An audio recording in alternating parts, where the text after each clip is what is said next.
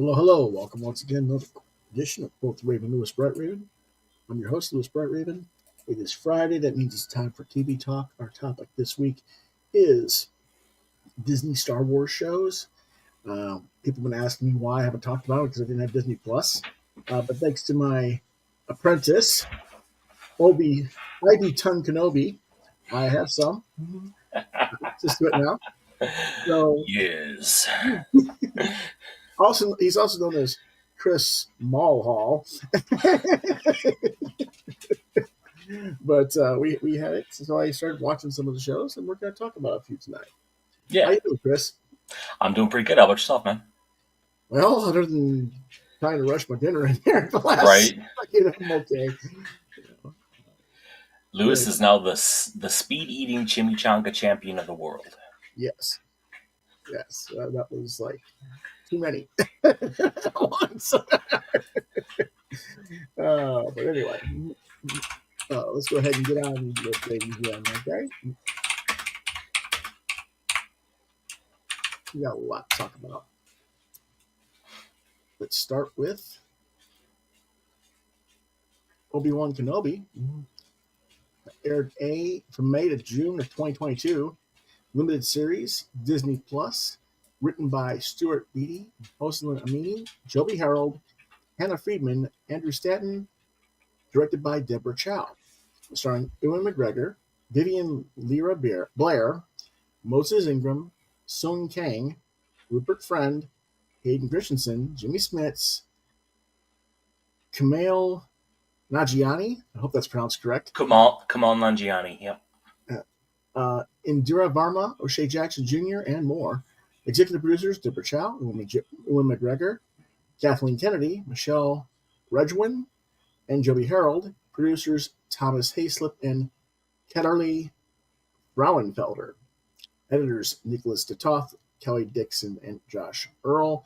With a running time of 36 to 53 minutes per episode. There were 6 episodes. What it's about.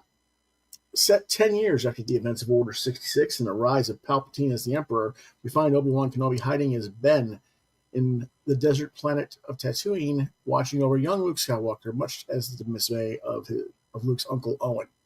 Kenobi has largely put away his use of the Force and has spent the past decade in mourning for the loss of his friends and blaming himself for failing Anakin Skywalker as his master.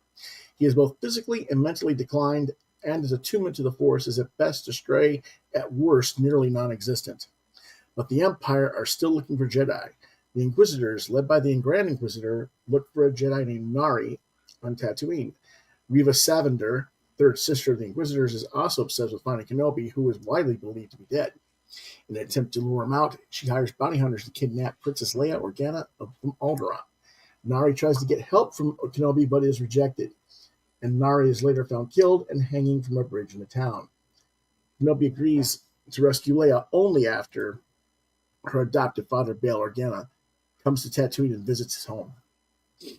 Set on the quest to rescue Leia, he tracks her down and rescues her, but because of his lessened abilities, he finds her escape much more difficult, especially when Leia doesn't believe in who he says he is, until he manages to prevent her death by a Force grab, stopping her fall off a building before he hits the ground.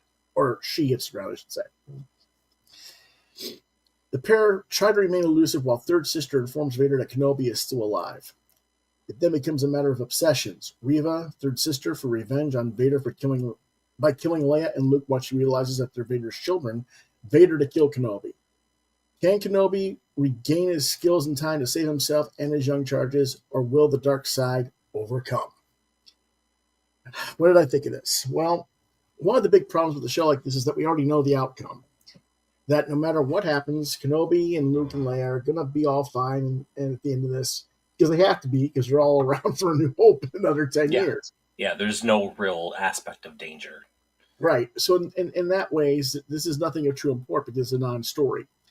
So while I think the story in and of itself it was fine, it would be really cool if we didn't already know that they were going to be okay. The danger isn't really there. There are some things that jar me. Most importantly, the battles between Vader and Kenobi. Vader should have ended him in his weakened state, and when he didn't, and when Kenobi strikes Vader's helmet to reveal the person underneath the Asgant, It bothers me because this is a recurring motif in Star Wars. It simply must stop. A lightsaber strike that cleaves the damn helmet. It cleaves through the helmet. It goes through the head underneath. It's gone. The person's dead. I'm sorry. It bugs me. Stop with this just conveniently placed gash that cleaves through the helmet just enough to reveal part of the face so you know what's underneath without touching the face of the person. It's just stupid. And it just means that Vader should be all the more obsessed with ending Kenobi now that he knows that Ben's on the run for good, and that means he can't possibly return to being Luke's guardian in the shadows on Tatooine. He would have to flee the planet and take the hunt for him away from Luke, at least for a time. So I'm a little bit, If they do a second season, maybe they'll get to that. But as far as I know, they're only going to do the one. I don't know. One final note: the online attacks that went towards Moses Ingram for being cast as Reva Third's sister by the so-called Star Wars fandom were disgusting and unacceptable behavior, and that's as far as I want to go there because I could really go on a rant about some of the stuff that was said. I agree completely. Go ahead, Chris. So for this series, it was extremely slow build for me. Like the first, I think 3 episodes were like just really slow. Like I almost like, do I really want to watch this? I didn't get going till mid-season. The Reva Third Sister character, her character, not the actress, was annoying to me. Like I can't even. Just the obsession. It just for some reason it bothered me. I don't know why. And her weird obsessions that didn't quite make sense given her history. I mean, they would if she was deliberately trying to infiltrate the Inquisitors, knowing Vader as Anakin, and wanting revenge on him for his actions at the Jedi Temple when she was just a Padawan. And they sort of hint at that idea, but then they throw it away by saying they knew she was that all along, when she really hadn't betrayed them at that point. It was weird. I didn't care for the makeup, CGI effects, whatever that was on the Grand Inquisitor. To me, he looks old and double-chinned. I mean, I've seen old double-chinned people every day, so, Just, the Inquisitor was supposed to be slim and just menacing, and he didn't look... we were trying to come up with a name. I think it's Pontui or something like that. Yeah. He didn't look like that alien species enough to me. Right. But the performance of the actor was fine.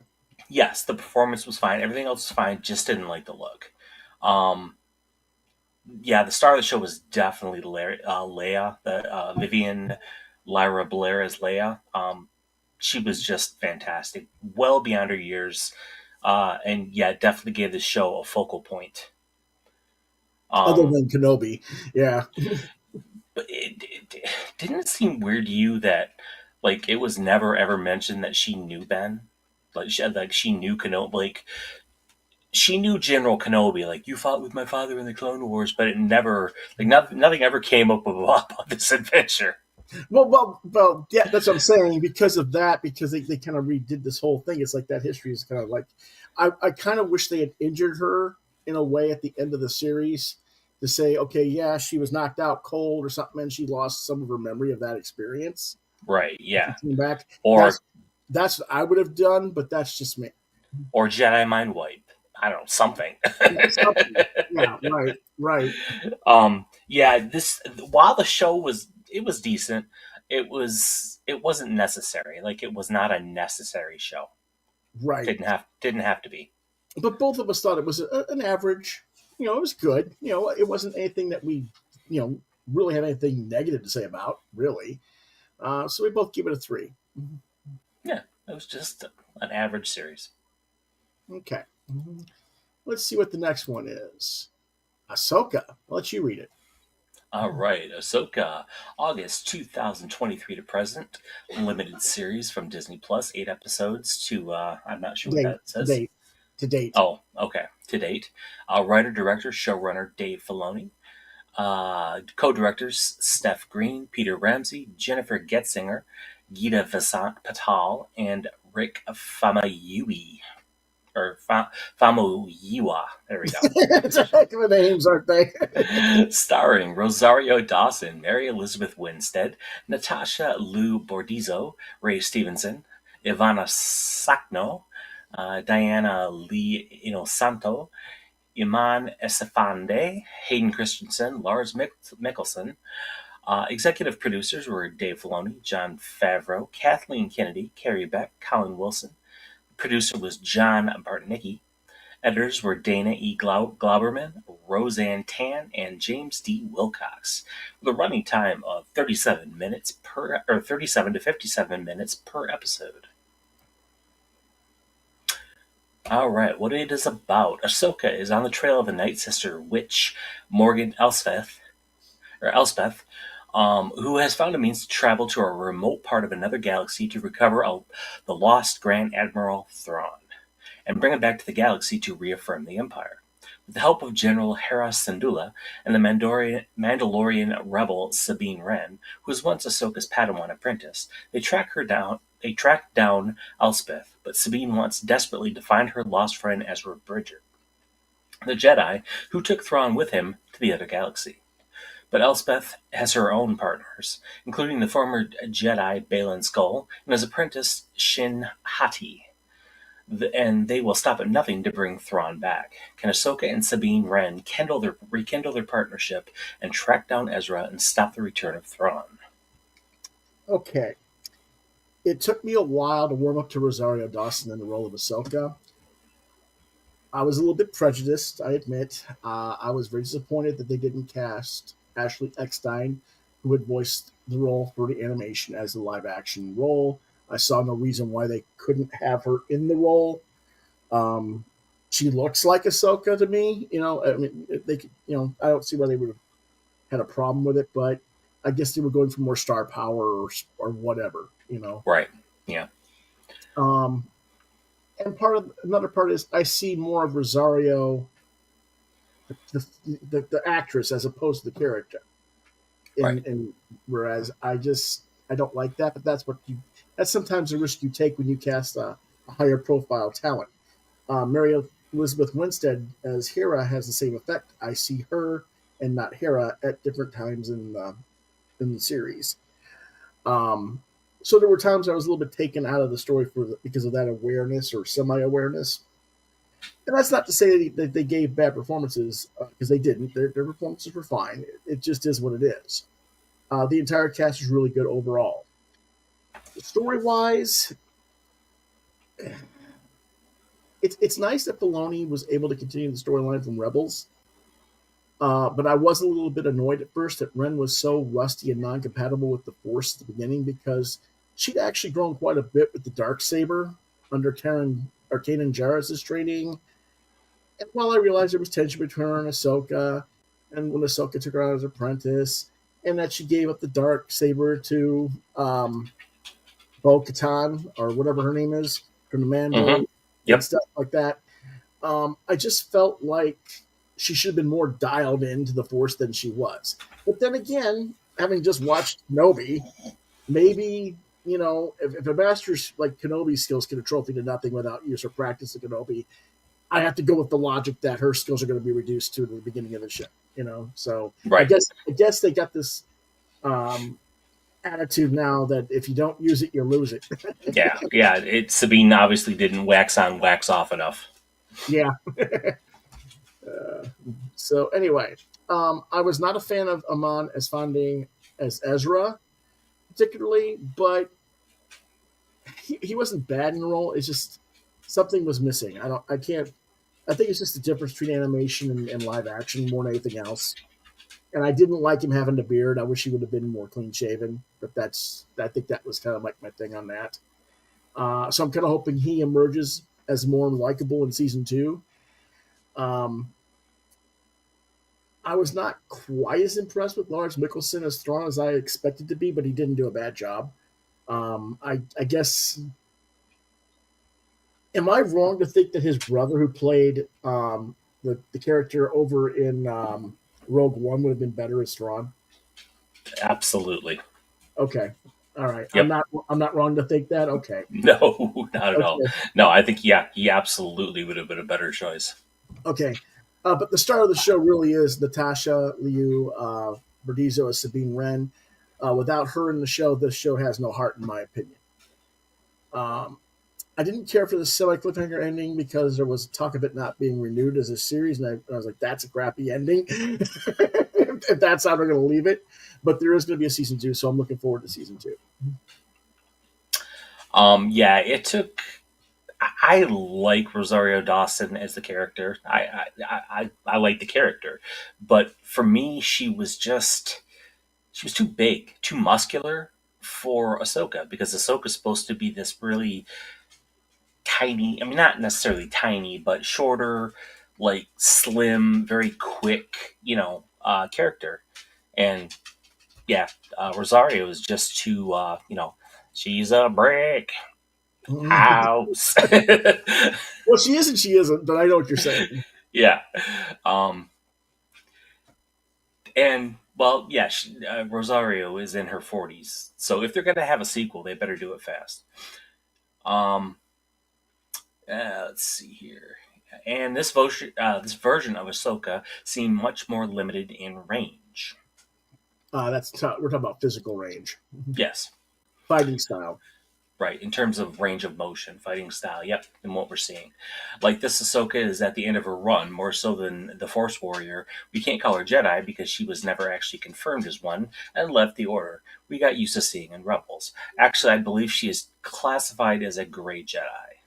Yeah, Gray Jedi. That's right. Now, Yep. With that said, Dawson plays the role with more of a patience and wisdom than what has been portrayed to offset what possible physical limitations she may have as a stunt performer at this point in her life, and Filoni makes that work in the story. I also didn't care for Ray Stevenson in the role of Baylan Skull. He was too old and not really fit for the swordplay aspects of the role, and that's a big part of why the real fights were more between the two apprentices. Ren and Hati. Sadly, he was also not of good health in his real life and he passed away. Now that he will be recast with Rory McCann, which I'm kind of excited to see that. Rory just did a fantastic job as the Hound in Game of Thrones. So maybe we'll see something more between Ahsoka and Baylan as far as duels. Yeah, like I'm really tired. Like the second trilogy spoiled me for lightsaber fights because they were just freaking amazing. The choreography was fantastic, and it seems like lightsaber fights between Jedi and Sith anymore are like it's just it's like Vader and old Obi Kenobi. yeah, Obi Wan the Kenobi. first Yeah, film. yeah, Right. yeah. It's just a disappointment. So, but other than that, I enjoyed the series. Sabine was, of course, yes, a high point. Loved her character. And we do like this story better than the one that Kenobi had because it is. We don't know the ending of what's going to happen, and there are things that the characters are at risk. The whole galaxy's at risk once Thrawn is back in our galaxy, or I say our galaxy, but let's say we're in the Rebels galaxy. Okay, Right. but it's kind of a I don't know. It's interesting because not that Kenobi was a bad story. It was just because we knew how it would end. Mm-hmm. A little bit Yep. less, Yeah, people were more excited to see what happened with Ahsoka. Yeah. So go ahead. Oh, I was gonna say anything to do with the Witches of Dathomir. I'm in because I love that. I love that whole idea. Yeah, he's definitely into that. So we both gave this one a 3.5, a little bit better. Like I said, there's a few minor things. I don't know. I guess I just don't like that cliffhanger ending. If it didn't have that cliffhanger ending, and we knew that Ahsoka and Ren had gotten back, and they'd all been together to see what would happen against Thrawn, Right. I think I'd been a little more interested because I'm really like you. I wasn't really that caring about Baylan or Hati. I was like, go ahead and leave them there. I don't care. Right. Exactly. Yeah. But other than that, it is what it is. Okay, so let's go on to our third and final show for the evening. Star Wars The Acolyte 2024, limited series from Disney Plus. I believe there were 6 or 8 episodes. Creator showrunner is Leslie Headland rather. Writers Leslie Headland, Jason Mikoleff, Charmaine DeGrate, Jasmine Flournoy, Eileen Shim, Claire Keachel, Cora Adana, Cameron Squires, Jocelyn Bio, and Jen Richards. Directors Leslie Headland, Kogonada. That was his name. No other name, just Kogonada. Alex Garcia Lopez and Hanel Culpepper, starring Amandla, not Amanda, but Amandla Stenberg, Lee Jun Jae, Charlie Burnett, Daphne Keene, Rebecca Henderson, Joni Turner Smith, Carrie Ann Moss, Manny Jacinto, Dean Charles Chapman, Jonas Suotomo, Margarita Laviva, Lauren and Leah Brady, Harry Trevaldwin, David Harwood, and more. Executive producers Leslie Headland, Kathleen Kennedy, Simon Emanuel, Jason Mikoleff, and Jeff F. King. Producers Rain Roberts, Damian Anderson, Rob Bordeaux, and Eileen Shim. Did you notice there's a lot of same over people doing everything on this thing? Right. Editors Mika Leskinen and Cheryl Potter, with a running time of 35 to 43 minutes per episode. What is it about? The Acolyte is set at the end of the Star Wars franchise's High Republic era, approximately 100 years before the events of Star Wars Episode 1, The Phantom Menace, as he's a respected Jedi Master, Saul, investigating a series of crimes that bring him into contact with a former Padawan learner and reveals sinister forces. Saul is dragged into a series of Jedi murders by a mysterious Dark Warrior. All the victims tied back to an incident involving a clan of Night Sister witches from 15 to 20 years earlier, when he and a group of Jedi confronted the convergence of the Force, the twin sisters Osha and May, with Osha wanting to become a Jedi and May wanting to remain with her mother and witch clan, leading to a tragic incident where the clan was killed and seemingly Osha was left orphaned. Osha, feeling guilty about the incident and blaming herself for the incident, never fully applied herself to learning the Force and left the Jedi Order, and she's now a mechanic. Now, however, she appears to be an assassin killing Jedi, including all of Saul's peers that were there and the incident, but he just doesn't believe it. Eventually, it reveals that her twin sister May lives and that she has a Master Sith training her. Things get convoluted as the Jedi investigate, and it's a race to figure out who's who, and the Sith Master wipes out most of all the Jedi is involved, except for Saul.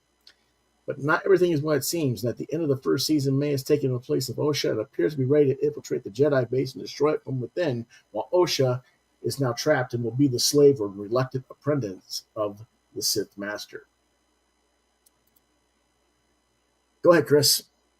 All right. Yes, more Night Sister Witch Clan stuff. Like I said, always down for that. I love that lore. I absolutely loved it in the animated series, the Star Wars animated or the Clone Wars animated series. So that was really cool. Kind of makes me. It kind of makes it look like the Jedi are kind of self-inflated egotists, which they are. There's been a lot of speculation that the Jedi are actually the bad guys, with their own dogma, and would this whole mess have been avoided if Saul had just listened to Indara and left the clan and the twins alone? Who knows? I felt like Carrie Ann Moss as Indara was kind of wasted. Yep, she was. I expected her to have a bigger part in this whole thing. But how old is she? She is 57. 57, yeah. So, I kind of get that. And we forget the movie was gasped 26 years ago. Like, seriously? The Matrix was 26 years ago. That's insane. Yeah. I wish I was kidding, but I'm not. Right. Anyway, love the lead actress in Amandla Stenberg. She did a great job of playing both twins. I love that, good twin, bad twin aspect. Who's who. And Manny Jacinto as the Stranger, a.k.a. the Master Sith. He killed that role. I'm used to seeing him in... Like, I knew him from The Good Place, where he was just this goofy, kind of like stoner surfer dude, Mm-hmm. and this was just a complete 180 of a character. Right. Yeah, he just did it so well. Thought the story was solid, the suspense in different aspects, and the different sides of the story keep one interested. Yeah. Yeah. And the spoiler at the end. Right. You get a glimpse of a very well-known old Sith master. Right. Story-wise, personally, I thought this was a clusterfuck.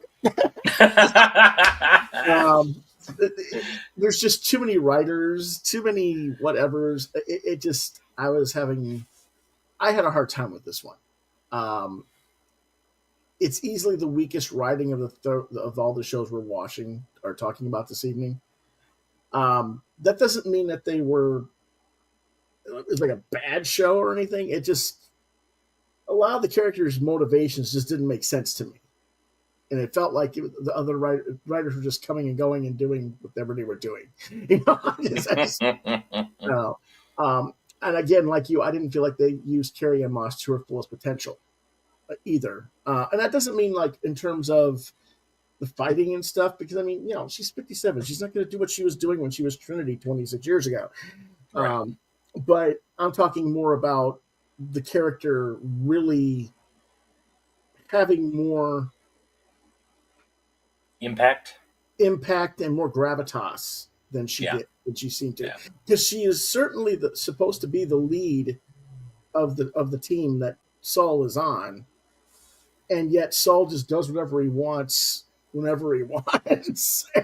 Of course, Carrie could have been like Samuel L. Jackson and just been like, I don't give a fuck. Put a stormtrooper helmet on me, man. I just want to be in fucking Star Wars.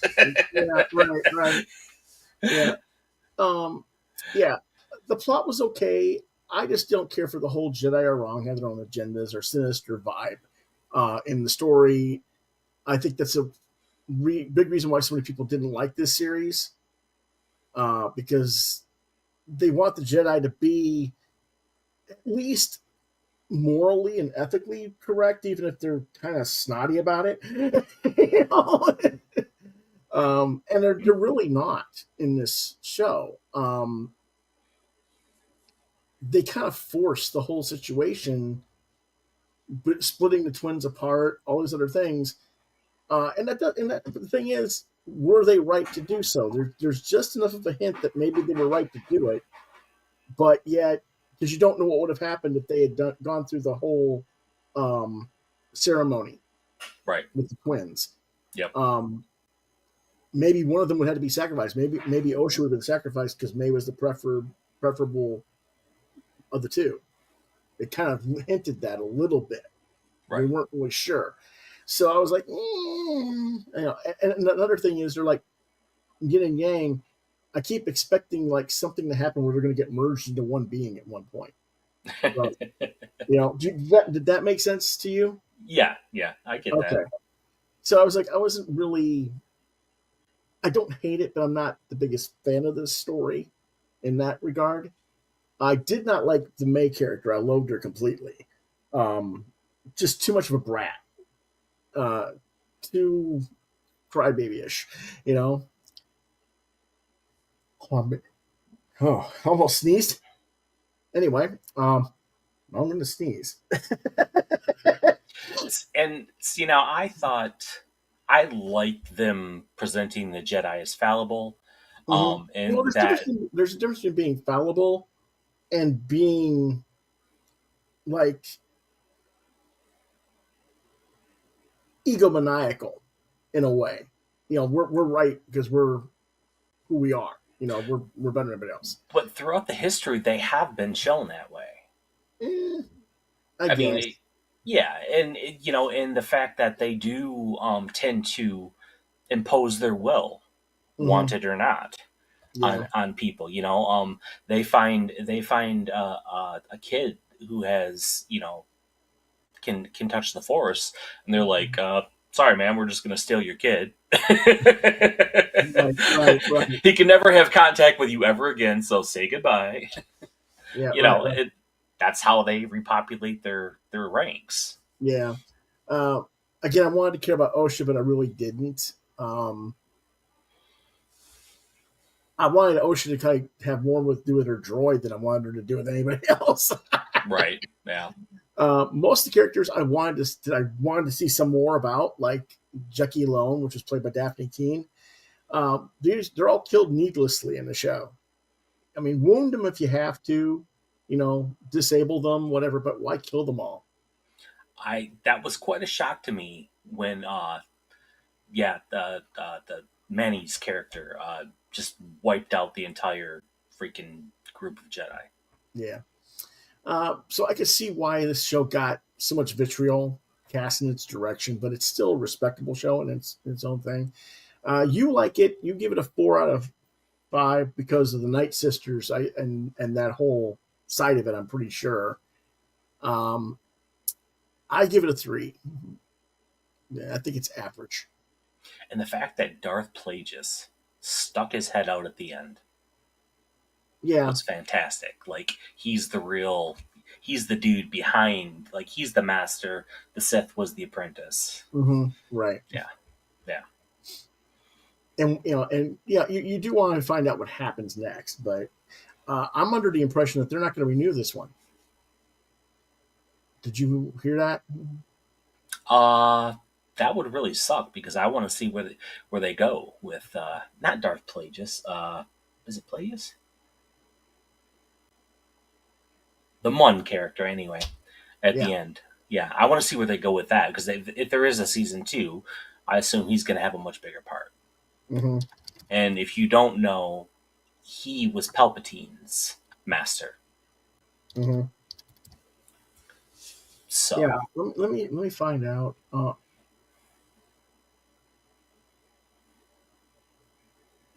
I think that. Oh, I guess. Oh, okay. A month ago, they were saying it was canceled, oh man. but 14 hours ago, they're saying it returns for new release. So I don't know if it's actually been canceled or if it's actually coming back or what. They don't really say. So I want Darth Plagueis, damn it. Darth Plagueis. yeah. So there is that. Now, some people are already asking me otherwhere why we haven't gotten to the Mandalorian yet. Well, Well, I've watched the first 3 episodes so far. I'm trying to get into it. We will cover it when I get it watched. Lewis hates this series with the passion of 1,000 burning suns. Not quite. I don't think that much, but I thought this was going to be one of his favorites. I really did. I'm just having a hard time getting into it. That's all. Once I get into it, we'll see. But I'm just not into it yet. That's all. You can always flip to the Book of Boba Fett mm, and watch that. yeah, I haven't even started that one, but I tend to watch them one at a time. Watch the whole thing through. I want to. That's kind of how I prefer to watch them. But we'll get to it. I promise. But I guess people want to see what I think of the Luke Skywalker scene or something. I don't know. Or they want me to talk about what's his name, the little Yoda guy, Yeah, Grogu. Grogu. Yeah, and it's like okay, whatever. But Well, anyway, the Luke Skywalker scene was pretty damn spectacular. okay. Well, I haven't got that far yet. Obviously, I'm only on like episode 4 or something. So, just give me a little bit of time. We'll talk about it when we get to it. All right. Let's see. Speaking of next week, I don't know if John's gonna be back with us next week for Friday. I know he's back for Thursday, but we'll find out. But anyway, next week we'll be exploring the Marvel multiverse, with or without him, in Marvel Studios' What If. We're going to talk And about we're going to be doing like the entire series, like all of them, or just all the of them. last one? Okay. All 3 seasons. So, yeah, all 3 seasons. So we got quite a bit to talk about there. Okay? Yes, sir. All right. Thanks for watching the show. You can reach me on Facebook at Lewis.BrightRaven, at the Muskrat channel Lewis BrightRave 2. You can see my art at deviantart.com/BrightRaven. You've been watching Quoth the Raven, Lewis BrightRaven exclusively on YouTube. If you have questions or comments, recommendations for stuff that you'd like us to try and review, Quoth the Raven LBR72 at gmail.com or LewisBrightRaven at yahoo.com is the way to reach me. And if you want to reach out to IB Kenobi, it's Christopher M. Hall, 1973 at gmail.com. That is all for this evening. I can't believe we went through them that fast, but we did. Right. I'm going to go have me some Force cookies. Force cookies? Force cookies. Okay. What are Force cookies? I got to see this. I'm going to reach out and grab. All right. Anyway, we'll see you next time. Quoth the Raven, nevermore. Nevermore.